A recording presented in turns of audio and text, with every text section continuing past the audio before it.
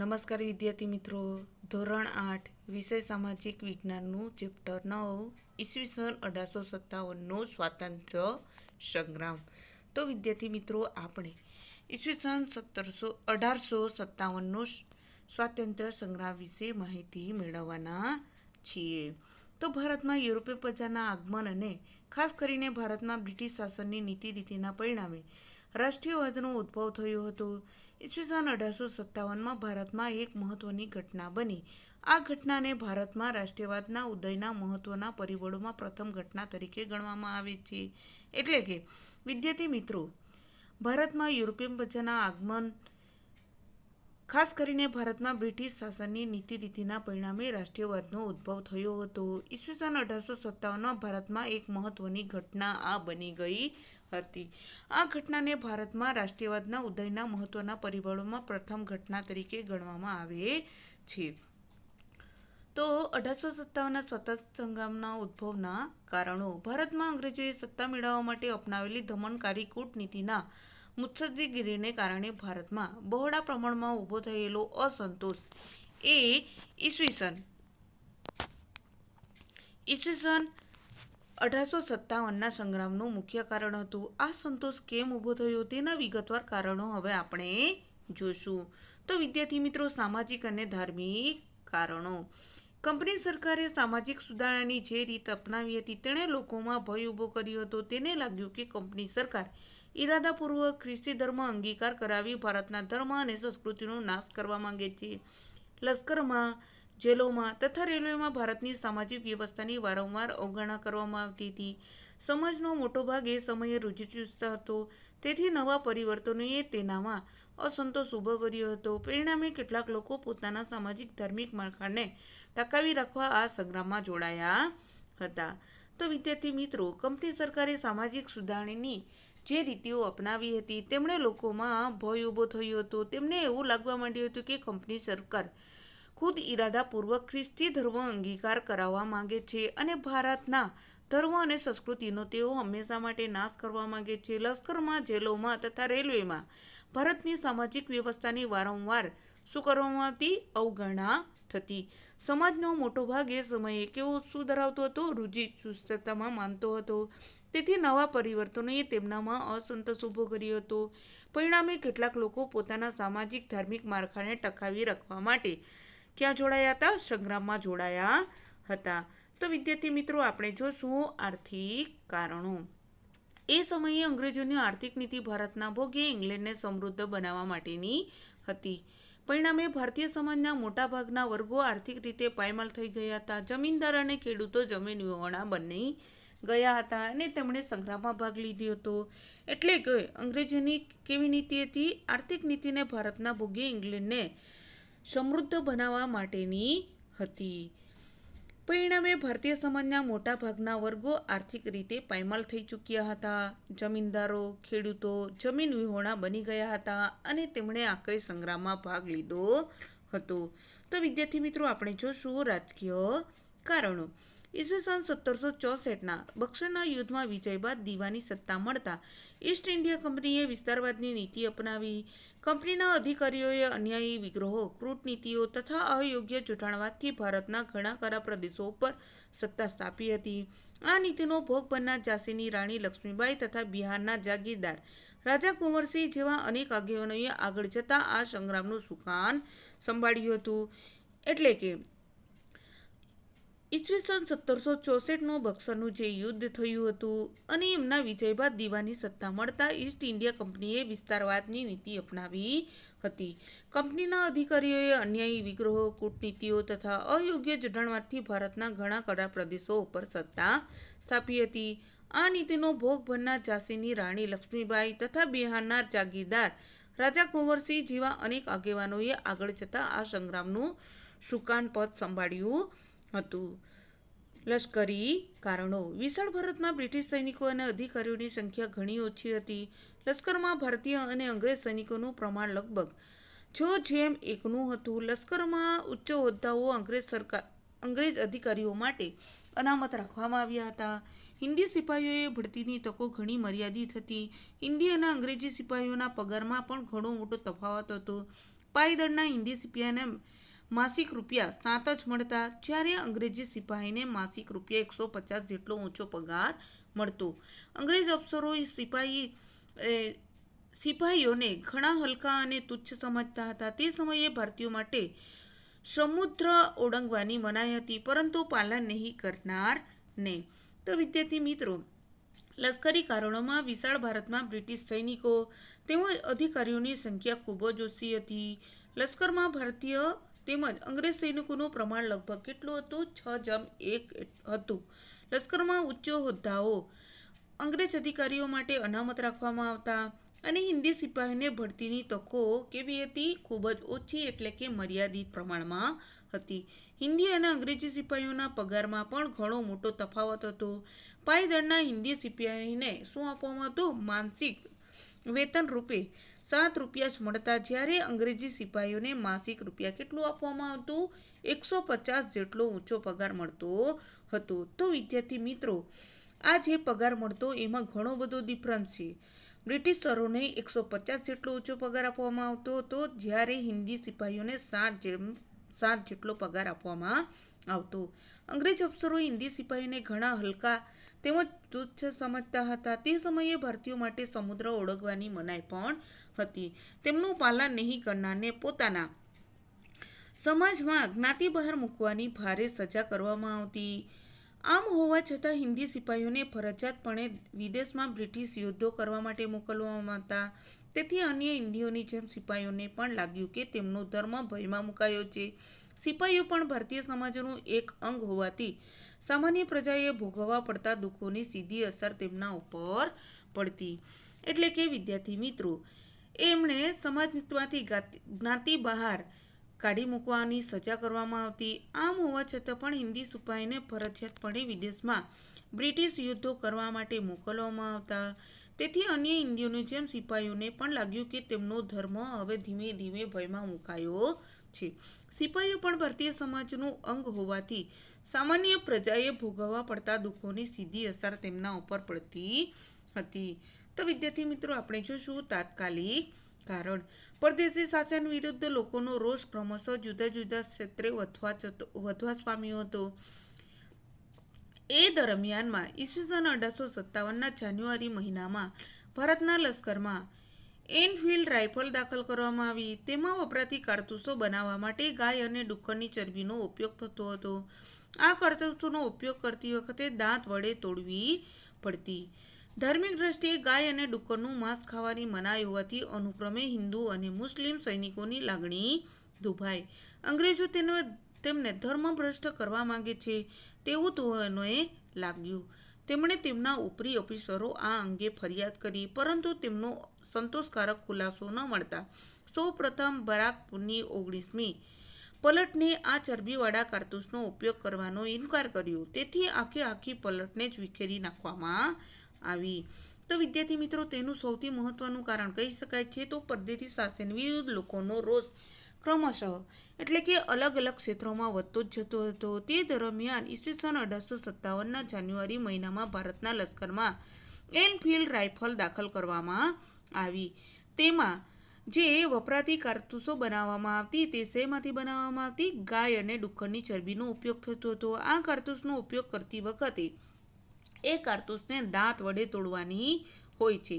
ધાર્મિક દ્રષ્ટિએ ગાય અને ડુક્કરનું માંસ ખાવાની હિન્દુ ધર્મમાં શું છે? મનાઈ હોવાથી અનુક્રમે હિન્દુ અને મુસ્લિમ સૈનિકોની શું લાગણી દુભાતી હતી. અંગ્રેજો તેમને ધર્મભ્રષ્ટ કરવા માંગે છે તેઓ અનુભવ્યા. તેમને તેમના ઉપરી અફસરો આ અંગે ફરિયાદ કરી, પરંતુ તેનો સંતોષકારક જવાબ તેમને મળ્યો નહીં. આખરે તેમણે સૌ પ્રથમ બરાકપુરની 19મી પલટને આ ચરબીવાળા કારતૂસનો ઉપયોગ કરવાનો તેમણે ઇનકાર કર્યો. તેથી આખી પલટને જ વિખેરી નાખવામાં આવી હતી. તો સંગ્રામનું આયોજન અને મંગલ પાંડે. તો ઈસવીસન 1857ના મે મહિનાની 31મી તારીખે દેશભરમાં એક સાથે ઈસ્ટ ઇન્ડિયા કંપનીની હુકુમત સામે સંગ્રામનું આયોજન હતું. નાના સાહેબ પેશવા, બહાદુર શાહ જફર, કુંવરસિંહ, અવધના નવાબ વગેરે તેમાં સામેલ હતા. કુશળ અને બહાદુર સેનાપતિ તાત્યા તોપે અને તીક્ષ્ણ બુદ્ધિથી આયોજન કરનાર રંગો બાપુજી તથા પ્રખર ધારાશાસ્ત્રી પત્રકાર એવા અજીમુલ્લા ખાન પણ મહેનત કરી રહ્યા હતા. સંગ્રામ માટે પ્રજાને તૈયાર કરવા સૈનિકો માટે પ્રતિકરૂપે રોટી અને પ્રજા માટે કમળના પ્રતીકો ગામડાઓ સુધી પહોંચાડ્યા. મૌલવી, પૂજારી, ભક્તો, ખેપિયાઓ, લોકનાયકો, ઓલિયા તેમજ ભજનીકોએ લોકો સુધી સંદેશ પહોંચાડવામાં મોટો ભાગ ભજવ્યો હતો. તો વિદ્યાર્થી મિત્રો, 1857ના મે મહિનાથી 31મી તારીખે સમગ્ર દેશભરમાં ઈસ્ટ ઇન્ડિયા કંપનીની હુકુમત સાથે સંગ્રામનું આયોજન થયું હતું, જેમાં નાના સાહેબ પેશવા, બહાદુર શાહ, કુંવરસિંહ, અવાધના નવાબ વગેરે તેમાં સામેલ હતા.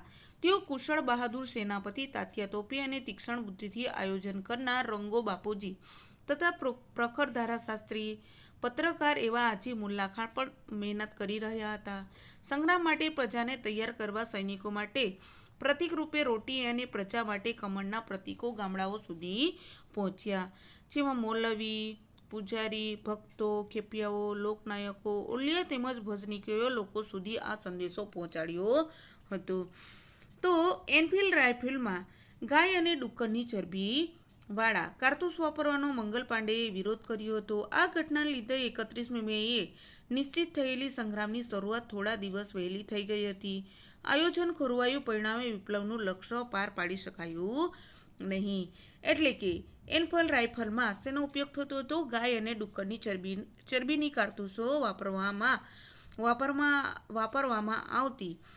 એ કારતૂસો વાપરવા મંગલ પાંડેએ વિરોધ કર્યો હતો. આ ઘટનાના લીધે 31મી મેએ જે નક્કી થયેલી સંગ્રામની શરૂઆત હતી તે થોડા દિવસ વહેલા શરૂ થઈ ગઈ હતી અને એના કારણે આયોજન ખોરવાઈ ગયું. પરિણામે વિપ્લવનું લક્ષ્ય પાર પાડી શકાયું નહીં.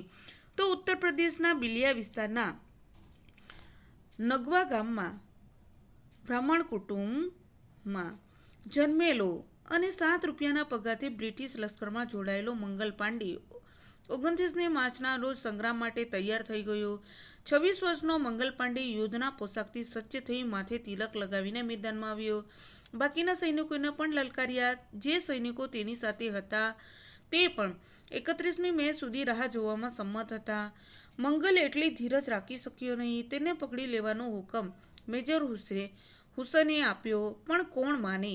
મંગલની રાઇફલે તેને વીંધી નાખ્યો. બીજા અફસરને પણ મંગલે ધૂળચાટો કર્યો. હિન્દી સૈનિકોએ ધરપકડ કરવાની ના પાડી. છેવટે બ્રિટિશ સૈનિકોના ઘેરાવો વધતા મંગલ પાંડેએ આત્મબલિદાનનો માર્ગ પસંદ કર્યો.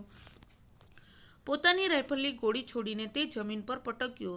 લોહીથી લથપથ સિપાહીને તાબડતોબ હોસ્પિટલ લઈ જવાયો, જેમ કે તેની પાસેથી 1857ના સંગ્રામમાં આયોજનની માહિતી મેળવવાની હતી.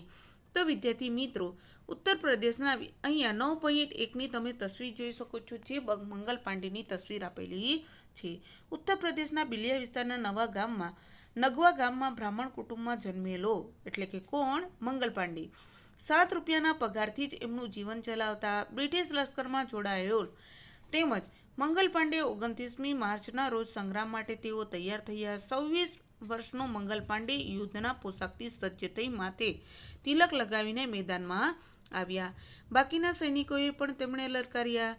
જે સૈનિકો તેની સાથે હતા તેઓ પણ 31 માર્ચ સુધી રાહ જોવા માટે તૈયાર હતા. મંગલ એટલી ધીરજ રાખી શક્યો નહીં. તેમણે પકડી લેવાનો હુકમ મેજર હુસેને આપ્યો, પણ કોણ માને? મંગલની રાઇફલે તેને વીંધી નાખ્યો.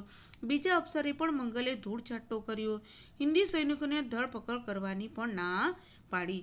છેવટે બ્રિટિશ સૈનિકોનો ઘેરાવો વધતા મંગલ પાંડેએ આત્મબલિદાન એટલે કે એમણે જાતે જ ગોળી મારી લીધી અને આત્મસમર્પણ કરી લીધું. આ માર્ગ પસંદ કર્યો. પોતાની રાઇફલની ગોળી છોડીને તે જમીન પર પટકાયો. લોહીથી લથપથ સિપાહીને તાબડતોડ હોસ્પિટલ લઈ જવાયો, કેમ કે તેની પાસે 1857ના સંગ્રામના આયોજનની માહિતી મેળવવાની હતી. તો 6 એપ્રિલ 1857ના રોજથી મંગલ પર સૈનિક અદાલતનું નાટક શરૂ થયું. આખી કાર્યવાહી અંગ્રેજીમાં ચલાવવામાં આવી. ફાંસીની સજા ફરવામાં આવી, પરંતુ અંગ્રેજોને આ દેશભક્ત પાસેથી કશી માહિતી મળી નહીં. 8મી એપ્રિલે સવારના 5:30 વાગે તો મંગલ પાંડેને ફાંસી આપી દેવામાં આવી. આમ શ્રી મંગલ પાંડેએ ઈસવીસન 1857ના સંગ્રામના સૌ પ્રથમ શહીદ બની ગયા હતા. એટલે કે 1857ના રોજથી મંગલ પર સૈનિક અદાલતનું નાટક શરૂ થઈ ચૂક્યું હતું. આખી કાર્યવાહી અંગ્રેજીમાં ચલાવવામાં આવી અને ફાંસીની સજા પણ ફરવામાં આવી. પરંતુ અંગ્રેજોને આ દેશભક્ત પાસેથી કશી જ માહિતી પ્રાપ્ત થઈ નહોતી. 8મી એપ્રિલે સવારના 5:30 વાગ્યે તો મંગલ પાંડેને ફાંસી પણ આપી દેવામાં આવી. આમ શ્રી મંગલ પાંડે ઈસવીસન 1857ના સંગ્રામના પ્રથમ શહીદ કહી શકાય છે. તો વિદ્યાર્થી મિત્રો, ભારતનો નકશો તમે નિહાળી રહ્યા છો. 1857ના સ્વાતંત્ર્ય સંગ્રામના કેન્દ્રો કયા કયા છે તો તમે જોઈ શકો છો. દિલ્હી, મેરઠ, બરાકપુર, આગ્રા, કાલપી, લખનઉ, અયોધ્યા, અલ્હાબાદ, બનારસ, જગદીશપુર, ભૂતાન, બાંગ્લાદેશ, ગ્વાલિયર, આબુ, ઇન્દોર, કાનપુર, સતારા અને બેલગાંવ જે વિપ્લવનું સૌથી મહત્વનું કેન્દ્ર કહી શકાય છે. તો વિદ્યાર્થી મિત્રો, 9.2માં ઈસવીસન 1857ના સંગ્રામના વ્યાપવાળા પ્રદેશો તમે ભારતના નકશામાં જોયા. તો સંગ્રામનો વ્યાપ અને આગેવાનો. તો વિદ્યાર્થી મિત્રો, આપણે જોશું દિલ્હી અને બહાદુર શાહ જફર. મેરઠના સિપાહીઓ 11મી મેની સવારે દિલ્હી પહોંચી ગયા. તેઓએ ત્યાં રહેલા સિપાહીઓની સહાયથી દિલ્હીનો કબજો લઈ લીધો. 80 વર્ષના વૃદ્ધ બહાદુર શાહ જફરને સમજાવટને અંતે હિંદના સમ્રાટ તરીકે જાહેર કર્યા. બહાદુર શાહે સંગ્રામનું નેતૃત્વ સ્વીકારતા સંગ્રામને પ્રોત્સાહન મળ્યું અને સંગ્રામ દેશના ઘણા ભાગોમાં ફેલાયો. એટલે કે દિલ્હી અને બહાદુર શાહ જફર. તો વિદ્યાર્થી મિત્રો, 9.3ની તમે તસવીર જોઈ શકો છો. એમાં બહાદુર શાહ જફર છે. મેરઠના સિપાહીઓ 11મી મેની સવારે દિલ્હી પહોંચી ગયા હતા. તેઓએ ત્યાં રહેલા સિપાહીઓની સહાયતા એટલે કે મદદથી તેમણે કબજો લઈ લીધો. દિલ્હીનો કબજો લઈ લીધો. 80 વર્ષના વૃદ્ધ બહાદુર શાહ જફરને સમજાવીને એટલે કે મનાવીને અંતે હિંદના સમ્રાટ જાહેર કરે છે. બહાદુર શાહે સંગ્રામનું નેતૃત્વ સ્વીકારતા સંગ્રામને પ્રોત્સાહન મળ્યું અને સંગ્રામ દેશના ઘણા ભાગોમાં ફેલાયો હતો. તો કાનપુર અને નાના સાહેબ. તો વિદ્યાર્થી મિત્રો, તમે જોઈ શકો છો 9.4ની તસવીર. એમાં કાનપુર અને નાના સાહેબ. તો કાનપુરમાં 4 જૂન 1857થી સંગ્રામ શરૂ થયો હતો. સંગ્રામકારીઓ શહેરનો કબજો સંભાળી લઈ પેશવા નાના સાહેબના આગેવાની લેવાની ફરજ પાડી. 22 દિવસના ઘેરા બાદ અનાજ પાણીનો પુરવઠો ખૂટી જતા અંગ્રેજો શરણાગતિ સ્વીકારવાની ફરજ પડી. એટલે કે કાનપુરમાં 4 જૂન 1857ની સંગ્રામ થઈ. સંગ્રામકારીઓ શહેરનો કબજો સંભાળી લઈ પેશવા નાના સાહેબના આગેવાની લેવાની ફરજ પાડી હતી. 22 દિવસના ઘેરા બાદ અનાજ પાણીનો પુરવઠો પણ ખૂટી ગયો હતો. અંગ્રેજોને શરણાગતિ સ્વીકારવાની ફરજ પડી. બિહાર અને કુંવરસિંહ. તો 9.5ની તસવીર વિદ્યાર્થી મિત્રો તમે નિહાળી શકો છો. જે કુંવરસિંહની તસવીર આપેલી છે. બિહારમાં પટણા અને જગદીશપુર સંગ્રામના મુખ્ય કેન્દ્રો હતા. જગદીશપુરના 70 વર્ષના જાગીરદાર કુંવરસિંહે સંગ્રામની આગેવાની લીધી. તેમણે એક નવા યુવાનની જેમ અંગ્રેજો સામે લડી તેમનો વીરતાપૂર્વક સામનો કર્યો. એકવાર તેમને હાથના કાંડામાં ગોળી વાગી. ઘાનું ઝેર શરીરમાં વ્યાપી ન જાય એ માટે પોતે જ પોતાની તલવારથી હાથને કોણીમાંથી કાપી ગંગા નદીમાં પધરાવી દીધો હતો. તે મૃત્યુ પામ્યો તે પહેલાં તેમણે પોતાનું જગદીશપુર અંગ્રેજોના કબજામાંથી છોડાવી લીધું હતું. એટલે કે બિહારમાં પટણા જે જગદીશપુર સંગ્રામના મુખ્ય કેન્દ્રો આવેલા છે. જગદીશપુરમાં 70 વર્ષના જાગીરદાર કોણ હતું? કુંવરસિંહ સંગ્રામની આગેવાની લીધી હતી. તેમણે એક યુવાનની જેમ અંગ્રેજો સામે લડી તેમનો વીરતાપૂર્વક સામનો કર્યો. એકવાર તેમના હાથના કાંડામાં ગોળી વાગી હતી અને ઘાનું જે શરીરમાં વ્યાપી ન જાય એ માટે તેમણે પોતે જ પોતાની તલવારથી હાથને કોણીમાંથી કાપી ગંગા નદીમાં પધરાવી દીધો હતો. તે મૃત્યુ પામ્યા તે પહેલાં તેમણે પોતાનું જગદીશપુર અંગ્રેજોના કબજામાંથી છોડાવી લીધું હતું. ઝાંસી અને વીરાંગના લક્ષ્મીબાઈ. તો ઝાંસીની મહારાણી લક્ષ્મીબાઈ વીરાંગના હતી. તો વિદ્યાર્થી મિત્રો 9.6ની તસવીર તમે નિહાળી શકો છો. જેમાં ઝાંસીની રાણી લક્ષ્મીબાઈની તસવીર આપેલી છે. ઝાંસીની મહારાણી લક્ષ્મીબાઈ એ વીરાંગના હતી. તેમના દત્તક પુત્રો ગાદી ઉપરનો હક અંગ્રેજોએ સ્વીકાર્યો ન હતો. આથી લક્ષ્મીબાઈ પણ સંગ્રામમાં જોડાયા હતા. તેઓ સંગ્રામમાં બાહોશ નેતાઓમાંનો એક હતા. તેમણે અંગ્રેજો સામે લડવા સ્ત્રીઓની એક સેના તૈયાર કરી હતી. તેઓ અંગ્રેજો સામે વીરતાપૂર્વક લડતા. અંગ્રેજ અધિકારીઓના મત મુજબ રાણી લક્ષ્મીબાઈ 1857ના સંગ્રામના આગેવાનોમાં શ્રેષ્ઠ સ્ત્રી નેતા હતા. એટલે કે ઝાંસીની મહારાણી લક્ષ્મીબાઈ શું હતા? વીરાંગના. તેમનો દત્તક પુત્ર. ગાદી ઉપરનો હક અંગ્રેજોએ ક્યારેય સ્વીકાર્યો નથી. આથી લક્ષ્મીબાઈ એ સંગ્રામમાં જોડાયા હતા અને સંગ્રામમાં બાહોશ નેતામાંના એક સ્ત્રી વીરાંગના કહી શકાય છે. તેમણે અંગ્રેજો સામે લડવા સ્ત્રીઓની એક સેના પણ તૈયાર કરી હતી. તેઓ અંગ્રેજો સામે વીરતાપૂર્વક લડતા. તેમજ અંગ્રેજ અધિકારીના મત મુજબ રાણી લક્ષ્મીબાઈ 1857 સંગ્રામના આગેવાનોમાં શ્રેષ્ઠ સ્ત્રી નેતા કહી શકાય છે. તો વિદ્યાર્થી મિત્રો, આપણે જોશું 9.7ની તસવીર. સેનાપતિ તાત્યા તોપે. તો બાહોશ સેનાપતિ તાત્યા તોપે. કાનપુરના આગેવાન નાના સાહેબ પેશવાએ સૈન્યની આગેવાની બહાદુરી તેમજ શક્તિશાળી તાત્યા તોપેને સોંપી હતી. તાત્યા તોપે નાના સાહેબના ખૂબ જ વિશ્વાસુ વ્યક્તિ બન્યા. કાનપુર મુક્તિ માટેનું સેનાનું સેનાપતિ પદ તાત્યાએ કુનેહપૂર્વક સંભાળ્યું. એ તેમની જિંદગીનું પહેલું સેનાધિનાયક પદ કહી શકાય. પણ પછી તો તે 2 વર્ષ સુધી તાત્યા તોપે સમગ્ર દેશની સશસ્ત્ર ક્રાંતિ પર છવાઈ ગયા. તેમણે કાલ્પીને મુક્ત કર્યું. તાત્યા તોપે જેટલા યુદ્ધો કોઈ સેનાનીએ લડ્યા નહોતા. એટલે કે કાનપુરના આગેવાન કોણ હતું? નાના સાહેબ પેશવા. સૈન્યની આગેવાની કોણે સંભાળી હતી? બહાદુર અને શક્તિશાળી તાત્યા તોપેએ સોંપી. તાત્યા તોપે નાના સાહેબના ખૂબ જ વિશ્વાસુ વ્યક્તિ હતા. કાનપુર મુક્તિ માટેની સેનાનું સેનાપતિ પદ તાત્યા તોપેને કુનેહપૂર્વક સંભાળ્યું હતું. એ તેમનું જિંદગીનું પહેલું સેનાધિનાયક પદ હતું. પણ પછી તો તે 2 વર્ષ સુધી તાત્યા તોપે સમગ્ર દેશની સશસ્ત્ર ક્રાંતિ પર છવાઈ ગયું. તેમણે કાલ્પીને મુક્ત કર્યું હતું. તાત્યા તોપે જેટલા યુદ્ધો કોઈ સેનાની લડી શક્યું નહોતું. આ ઉપરાંત ઉત્તર ભારતમાં બરેલી, બનારસ, અલ્હાબાદ, આગ્રા, આઝમગઢ તથા ગોરખપુરમાં હિન્દી સૈનિકો સંગ્રામમાં જોડાયા હતા. રાજપૂતાનામાં અજમેર, નશીરાબાદ, આબુ વગેરે તથા મધ્ય ભારતમાં ગ્વાલિયર, મંદસૌર, ઇન્દોર અને ધારમાં પણ સંગ્રામના દ્રશ્યો જોવા મળ્યા હતા. દક્ષિણ ભારતમાં સતારા, કોલ્હાપુર, સાવંતવાડી, નારગુડ અને ધારવડમાં સંગ્રામકારીઓના પ્રયાસો વીરતાભર્યા છૂટાછવાયા હતા. તો 1857નો સંગ્રામ અને ગુજરાત. ગુજરાતમાં સંગ્રામનો આરંભ અમદાવાદથી 7મી લશ્કરી ટુકડીએ જૂન 1857માં કર્યો હતો. પરંતુ તેને તરત જ દબાવી દેવામાં આવ્યો હતો. પંચમહાલમાં દાહોદ, ઝાલોદ, ગોધરા જુલાઈ મહિનામાં સંગ્રામના બનાવો બન્યા હતા. સૈનિકોએ લોકોની મદદ વડે સરકારી કચેરીઓ કબજે કરી, પરંતુ છેવટે સરકારી દરોડીએ તેમને હરાવ્યા. પંચમહાલના નાયકડા લોકોનો સંગ્રામ લગભગ 1 વર્ષ સુધી ચાલુ રહ્યો. એટલે કે ગુજરાતના સંગ્રામનો આરંભ ક્યાંથી થયો છે? એમ તમને વિદ્યાર્થી મિત્રો એક વાક્યનો પ્રશ્ન પૂછાય તો અમદાવાદની 7મી લશ્કરી ટુકડીએ જૂન 1857માં કર્યો હતો.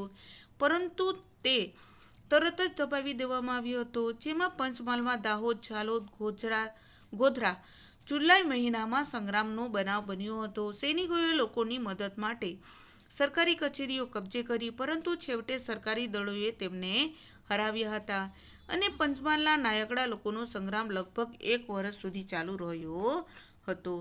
તો ખેડા જિલ્લામાં આણંદના મુખી ગરબડદાસ પટેલે કોળી, નાયકડા વગેરે જાતિના આશરે 2000 લોકોને ભેગા કરી ખાનપુરના ઠાકોર જીવાબાઈ સાથે સંગ્રામ છેડ્યો હતો.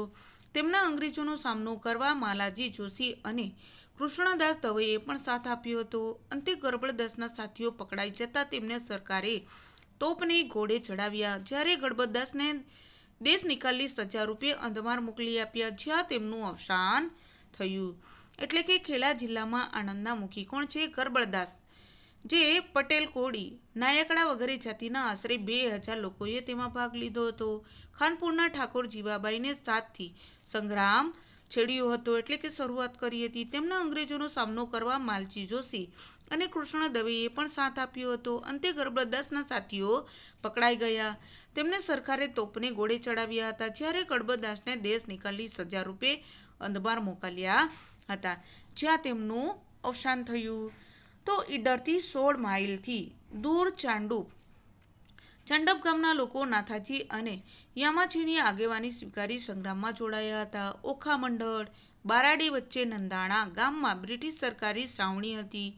નૌસેનાનો સેનાપતિ કોણ હતો? ડોનાવન અધીરો બનીને 4 ઓક્ટોબરની વહેલી સવારે તો સૈન્ય લઈ બેટની ખાડીમાં પહોંચી ગયો. સામે હતો બેટ દ્વારકાનો કિલ્લો.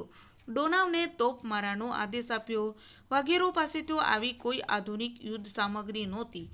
કિલ્લા પર ધડાધડ ઘોડા છૂટવા માંડ્યા.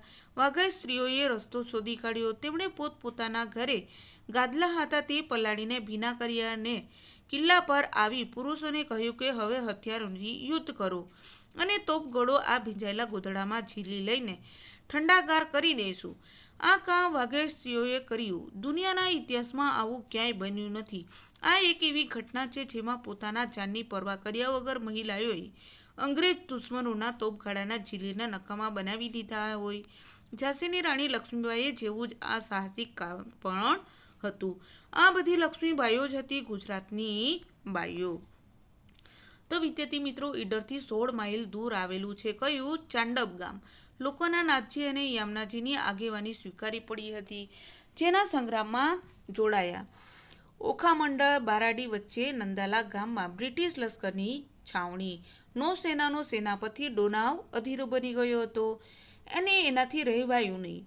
4 ઓક્ટોબરની વહેલી સવારે તો સૈન્ય લઈ બેટની ખાડીમાં પહોંચી ગયો અને સામે હતો દ્વારકાનો બેટ એટલે કે કિલ્લો. ડોનાવને તોપમારાનો આદેશ આપ્યો. વાઘેરો પાસે તો આવી કોઈ જ આધુનિક યુદ્ધ સામગ્રી નહોતી. કિલ્લા પર ધડાધડ ઘોડા છૂટવા માંડ્યા. વઘઈ સ્ત્રીઓ રસ્તો કાઢ્યો. તેમણે પોતપોતાના ઘરે જે ગાદલાઓ પડ્યા હતા એને પલાળીને ભીના કર્યા અને કિલ્લા પર આવી. પુરુષોએ કહ્યું તે હથિયારોથી યુદ્ધ કરો અને તોપઘોડો અને ભીંજાયેલા ગોદડામાં ઝીલી લઈને ઠંડોકાર કરી દઈશું. આ કામ વાઘાઈ સ્ત્રીઓએ કર્યું, જે સરાહનાપૂર્વક હતું. દુનિયાના ઇતિહાસમાં આવું ક્યાંય બન્યું નથી. આ એક એવી ઘટના હતી જેમાં પોતાના જાતની પરવા કર્યા વગર મહિલાએ અંગ્રેજ દુશ્મનોનો તોપગોળો ઝીલી નકામા બનાવી દીધા હતા. આ શું કહી શકાય છે? ઝાંસીની બીજી રાણી લક્ષ્મીબાઈ જ કહી શકાય છે. અને એમનું કામ કેવું હતું? સાહસિક કામ હતું, જે ગુજરાતની લક્ષ્મીબાઈ જ કહી શકાય છે. ઉત્તર ગુજરાતમાં પાટણ, ખેરાલુ, ભિલોડ, મુડેડી વગેરે જગ્યાએ સ્થાનિક લોકોની સહાયથી સંગ્રામ થયો. આ ઉપરાંત ડિસેમ્બર 1858માં સૈન્ય સાથે તાત્યા તોપે ગુજરાતમાં આવી 15 દિવસ પંચમહાલમાં રોકાયા હતા.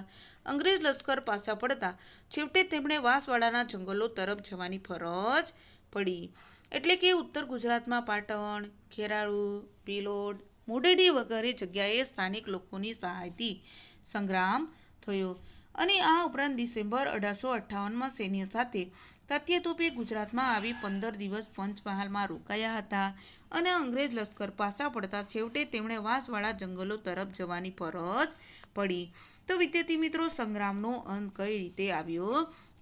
સંગ્રામ દરમિયાન અંગ્રેજ સરકારને શસ્ત્રો, સૈનિકોનો નવો પુરવઠો ઇંગ્લેન્ડ, ઈરાન વગેરે સ્થળેથી મળ્યો હતો.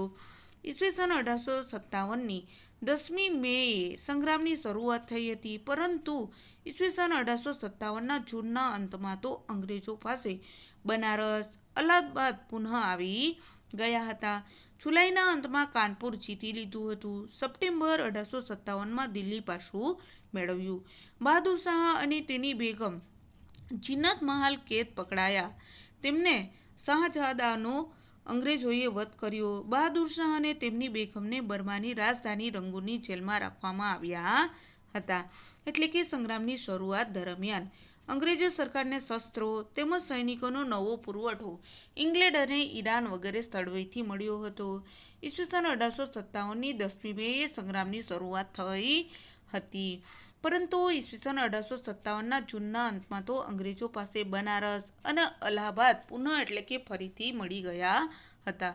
જુલાઈના અંતમાં એટલે કે આખરમાં કાનપુર જીતી લીધું હતું. સપ્ટેમ્બર 1857માં દિલ્હી પાછું મેળવ્યું. બહાદુર શાહ અને તેમની બેગમ કોણ હતું? જીનત મહાલ કેદ પકડાયા. તેમના શાહજાદાઓનો અંગ્રેજોએ વધ કર્યો. બહાદુર શાહ અને તેમની બેગમને બર્માની રાજધાની કઈ હતી? રંગૂનની જેલમાં રાખવામાં આવ્યા હતા અને તેમનું મૃત્યુ થયા. માર્ચ 1858માં લખનૌ પાછું મેળવ્યું હતું. ઝાંસીની રાણીના જ એ વિશ્વાસઘાતીના કારણે ઝાંસીનું પતન થતાં તે કાલ્પી તરફ ગયા. તેમણે પછી પણ ખુખા લડાઈ લડી વીરગતિ પામ્યા. જગદીશપુરના કુંવરસિંહ લડાઈમાં મરણતોલ ઘા વાગવાથી એપ્રિલ 1858માં મૃત્યુ પામ્યા. નાના સાહેબ પેશવા અંતિમ પરાજય બાદ નેપાળ તરફ ગયા. પાછળથી તેમણે ભાવનગર જિલ્લાના શિહોર ગામે વસવાટ કર્યો હોવાનું મનાય છે. ઈસવીસન 1902માં તેનું અવસાન થયું હોવાનું કહેવાય છે. એક પરિસ્થિતિ વિશ્વાસઘાત. તો વિદ્યાર્થી મિત્રો, માર્ચ 1858માં લખનૌ પાછું મેળવ્યું. ઝાંસીની રાણીના જ એક વિશ્વાસઘાતના કારણે ઝાંસીનું પતન થયું છે. તે કાલ્પી તરફ ગયા. તેમણે પછી ખુખા લડાઈ લડી વીરગતિ પામ્યા હતા. જગદીશપુરના કુંવરસિંહને લડાઈમાં મરણતોલ ઘા વાગવાથી એપ્રિલ 1858માં મૃત્યુ પામ્યા હતા. અને નાના સાહેબ પેશવા અંતિમ પરાજય એટલે કે છેલ્લા પરાજય હાર બાદ નેપાળ તરફ ચાલ્યા ગયા હતા. પાછળથી તેમણે ભાવનગર જિલ્લાના શિહોર ગામે વસવાટ કર્યો હોવાનું મનાય છે. ઈસવીસન 1902માં તેમનું અવસાન થયું હોવાનું કહેવાય છે. આ પરિચિતે વિશ્વાસઘાત. તો વિદ્યાર્થી મિત્રો, વિશ્વાસઘાત કરીને તાત્યા તોપેને સરકારી અફસરોના હવાલે કર્યો. સરકારે 18 એપ્રિલ 1959ના રોજ તાત્યા તોપેને ફાંસી આપી હોવાનો સરકારી અહેવાલ પ્રસિદ્ધ થયો છે. જોકે જુદા જુદા માધ્યમોના આધારે એવું જાણવા મળે છે કે તાત્યા તો છટકી ગયેલ, પણ અન્ય ભળતી વ્યક્તિને ફાંસી અપાયેલ. તાત્યાએ જીવનમાં અંતિમ વર્ષો નવસારીમાં ગાળ્યા હોવાનું પણ મનાય છે. એટલે કે તાત્યા તોપેએ સરકારી અફસરોના હવાલે કર્યો હતો. સરકારે 18 એપ્રિલ 1859ના રોજ તાત્યા તોપેને ફાંસી આપવામાં આવી હોવાનું પણ સરકારે અહેવાલ પ્રસિદ્ધ કર્યો હતો. જો કે જુદા જુદા માધ્યમોના આધારે જાણવા મળેલ છે કે તાત્યા તોપે તો છટકી ગયા હતા અને અન્ય ભળતી વ્યક્તિને જ ફાંસી આપી દીધી હતી. તાત્યા તોપેએ જીવનના અંતિમ વર્ષો નવસારીમાં ગાળ્યા હતા એવું પણ જાણવા મળે છે. તો વિદ્યાર્થી મિત્રો, સંગ્રામ નિષ્ફળ કેમ ગયો? તો સંગ્રામ કરનારો અંગ્રેજો પાસેથી સત્તા પરત મેળવવામાં નિષ્ફળ ગયા. તેમના માટે તેમનામાં રહેલી કેટલીક મર્યાદાઓ જવાબદાર હતી. તો વિદ્યાર્થી મિત્રો, એટલે કે સ્વાતંત્ર્ય સંગ્રામ કેમ નિષ્ફળ રહ્યો એના જવાબદાર કારણો છે. તો સંગ્રામમાં સંકલનનો અભાવ હતો. સંગ્રામ કેન્દ્રીય નેતાગીરીને બદલે માત્ર સ્થાનિક નેતાગીરીને લીધે લડાયો. જ્યાં તાકાત ઓછી પડતી હતી ત્યાં વધારાની નવી તાકાત, શસ્ત્રો અને સૈનિકોના સ્વરૂપમાં સહાય પહોંચાડવાની વ્યવસ્થા નહોતી. એટલે કે પહેલા કારણમાં શું હશે? સંગ્રામમાં સંકલનનો એટલે કે સંપનો અભાવ હતો. ને સંગ્રામ કેવું હતું? કેન્દ્રીય નેતાગીરીને બદલે શું હતું? સ્થાનિક નેતાગીરી રહ્યું હતું. જ્યાં તાકાત ઓછી પડતી હોય ત્યાં વધારાની તાકાત કઈ હતી? શસ્ત્રો અને સૈનિકોના સ્વરૂપમાં સહાય પહોંચાડતી વ્યવસ્થા નહોતી. તો વિદ્યાર્થી મિત્રો, જોશું બીજું, સંગ્રામની શરૂઆત નિશ્ચિત તારીખ કરતાં વહેલી થઈ, તેથી સંગ્રામ માટેનું આયોજન વેરવિખેર થઈ ગયું અને અંગ્રેજો ચેતી ગયા. એટલે કે સંગ્રામની શરૂઆત જે તારીખે નક્કી થઈ હતી એ તારીખ નહીં, પરંતુ તારીખ કરતાં વહેલી સંગ્રામની શરૂઆત થઈ હતી, જેના પરિણામે આયોજન વેરવિખેર થઈ ગયું હતું અને અંગ્રેજો ચેતી ગયા હતા. સંગ્રામનું ઉગ્ર સ્વરૂપ મોટેભાગે ઉત્તર ભારતના કેટલાક વિસ્તારો પૂરતું જ મર્યાદિત હતું. મોટાભાગના સમાજ સુધારકો સીધી રીતે તેમજ આડકતરી રીતે સંગ્રામમાં જોડાયા નહોતા. આ બાબત એ છે કે સંગ્રામને ચેતનાથી ઉભરતા શિક્ષિત વર્ગનો ટેકો મળ્યો નહોતો. એટલે કે સંગ્રામનું આ જે ઉગ્ર સ્વરૂપ હતું એ મોટેભાગે ઉત્તર ભારતના કેટલાક વિસ્તારો પૂરતું જ મર્યાદિત પ્રમાણમાં હતું અને મોટાભાગના સમાજ સુધારકો સીધી કે આડકતરી રીતે સંગ્રામમાં જોડાયા જ નહોતા. તે કેવો વર્ગ હતો? શિક્ષિત વર્ગનો ટેકો એમને સંગ્રામને પ્રાપ્ત થયો નહોતો. 4. વિશાળ ભારત તેની પ્રાદેશિક વિવિધતા માટે જાણીતો છે. જુદા જુદા રાજ્યના લોકોની ભાષા, ખોરાક, પહેરવેશ વગેરે જુદા જુદા છે. તેઓ બ્રિટિશ શાસન પહેલાં જુદી જુદી પ્રાદેશિક સત્તાઓ નીચે જીવતા આવ્યા હતા. તેથી હજી તેમનામાં ભારત મારું રાષ્ટ્ર છે, અમે ભારતના નાગરિકો છીએ એવી ભાવના પ્રજા કે રાજાઓમાં આગેવાનોમાં વિકાસ પામી ન હતી. ઘણા બધા રાજાઓ તો એ સમયે અંગ્રેજોના પક્ષમાં હતા અથવા તો ઉદાસીન હતા. તો વિદ્યાર્થી મિત્રો, વિશાળ ભારત કેવો દેશ છે? પ્રાદેશિક. તેની પ્રાદેશિક વિવિધતા જાણીતો દેશ છે. જુદા જુદા રાજ્યોની લોકો, એમની ભાષા, ખોરાક, પહેરવેશ વગેરે જુદા છે. તેઓ બ્રિટિશ શાસન પહેલાં જુદી જુદી પ્રાદેશિક સત્તાઓ ભોગવતા નીચેના જીવતા આવ્યા છે. તેથી હજી લોકોમાં મારું રાષ્ટ્ર છે, હું ભારતનો નાગરિક છું, તેમનામાં હજી પણ એવી ભાવનાઓ પેદા થઈ નહોતી. અને રાજાઓમાં પણ વિકાસ નહોતો પામ્યો. તો ઘણા બધા રાજાઓ એ સમયે અંગ્રેજોના પક્ષમાં હતા અને તેઓ પણ ઉદાસીન હતા. 5. શીખો અને ગુરખાઓ અંગ્રેજોના પક્ષમાં રહીને લડતા. તેમણે સ્વતંત્ર સંગ્રામને નિષ્ફળ બનાવવામાં મહત્વની ભૂમિકા ભજવી છે. એટલે શીખો અને ગુરખાઓ અંગ્રેજોના પક્ષમાં રહીને સંગ્રામમાં લડ્યા હતા. તેમણે સંગ્રામને નિષ્ફળ બનાવવામાં સૌથી મહત્વની ભૂમિકા ભજવી કહી શકાય. સંગ્રામના લશ્કરે શસ્ત્રો અને સેનાપતિની સરખામણીમાં અંગ્રેજો વધારે ચડિયાતા હતા. એટલે કે સ્વાતંત્ર્ય સંગ્રામમાં લશ્કરો તેમજ શસ્ત્રો અને સેનાપતિની સરખામણીમાં અંગ્રેજો કેવા હતા? વધુ ચડિયાતા હતા. 7. જુદા જુદા આગેવાનોના ભારતમાંથી અંગ્રેજોને હરાવવાના બદલે પોતે ગુમાવેલ સત્તા પાછી મેળવવાના આશયથી લડતા હતા. તેથી તેઓ અન્ય માટે કે સમૂહ માટે લડ્યા નહીં. તો વિદ્યાર્થી મિત્રો, પરિણામો અને તેની અસર વિશે આપણે જોશું. અંગ્રેજો પાસેથી સત્તા પાછી મેળવવાના મૂળ ધ્યેયમાં સંગ્રામ નિષ્ફળ ગયો હતો, છતાં તેમના કેટલાક યુગ પરિવર્તક પરિણામો પ્રાપ્ત થયા હતા. 1. ભારતમાં કંપની શાસનનો અંત આવ્યો અને ભારત બ્રિટિશ તાજના સીધા શાસન હેઠળ આવ્યું. દેશી રાજ્યોની આંતરિક બાબતમાં દખલગીરી કરવાનું બંધ કરવામાં આવ્યું. અંગ્રેજ સરકારને ભારત પ્રત્યેની નીતિમાં ફેરફાર કરવાની ફરજ પડી. હિન્દી સૈનિકોના પગાર, ભથ્થા અને સગવડો વધારવામાં આવ્યા. ભારતના લોકોમાં રાષ્ટ્રીયવાદી ભાવના ઉત્પન્ન કરવામાં આ સંગ્રામે પ્રેરણા પૂરી પાડી. એટલે કે ભારતની આ જે કંપની આવેલી છે એ કંપનીના શાસનનો ધીરે ધીરે અંત આવ્યો અને ભારત બ્રિટિશ રાજના સીધા શાસન હેઠળ આવી ગયું. દેશી રાજ્યોની આંતરિક બાબતમાં દખલગીરી કરવાનું બંધ કરી દેવામાં આવ્યું હતું. અંગ્રેજ સરકારને ભારત પ્રત્યેની નીતિમાં ફેરફાર કરવાની ફરજ પડી. હિન્દી સૈનિકોનો પગારમાં પણ વધારો થયો, ભથ્થામાં વધારો થયો અને ઘણી એવી સગવડો પણ વધારવામાં આવી. ભારતના લોકોમાં રાષ્ટ્રીયવાદી ભાવના ઉત્પન્ન થાય એ માટેના પ્રયાસો કરવામાં આવ્યા અને સ્વાતંત્ર્ય સંગ્રામે ઘણી સારી એવી પ્રેરણા પૂરી પાડી.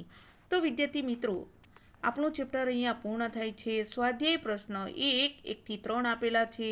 ટૂંકમાં જવાબ આપો. પ્રશ્ન 2 1-2 વાક્યમાં ઉત્તર આપો. 1 9 આપેલા છે, એના પણ ઉત્તર તમારે લખવાના રહેશે. પ્રશ્ન 3 ખાલી જગ્યા પૂરો, જે 1 4 આપેલી છે. તો વિદ્યાર્થી મિત્રો, સ્વાધ્યાય તમારે સામાજિક વિજ્ઞાનના ચોપડામાં લખી લેવું અને પ્રશ્ન 1, 2 અને 3 પરીક્ષા માટે તમારે તૈયારી કરવાની